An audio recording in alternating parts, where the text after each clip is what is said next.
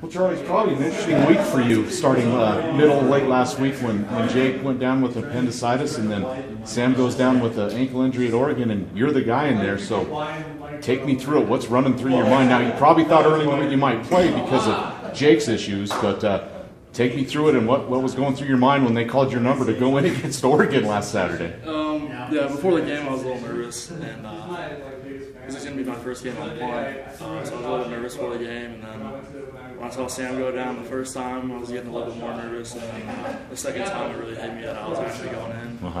But I don't know, I wasn't too nervous. It just kind of, when I heard my name, I knew when I was going in. I couldn't really do anything about it. I was gonna, right, you didn't have time. You have to worry about, you got the second-ranked team in the country. So, do you remember what was your first play like? Do you remember much, or was it all kind of a blur now? No, the first play was a counter. I actually messed up my block. So that first series, I was playing a little tentative, but after the first series, I kind of got all that out of the way and just played football. So, what was it?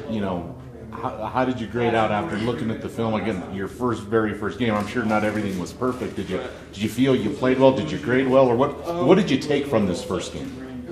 Just the speed of the game, really. Just how fast things move. I think I passed the ball fairly well. My run blocking was a little off, and on my pulls I was a little slow. But I think I'll get that stuff cleared up this week, and now that I have a feel of the game, hopefully these next couple games. Does it help too, Charlie? Look, even as a backup, whether you're a quarterback or an offensive lineman, I'm sure you're told and you have a mindset that I could play at any time. But look, it wasn't probably till Wednesday or maybe Thursday you thought where you might play, and then at Oregon you did play. So knowing going into this week where probably have a good chance to play with Jake and Sam, probably questionable at best.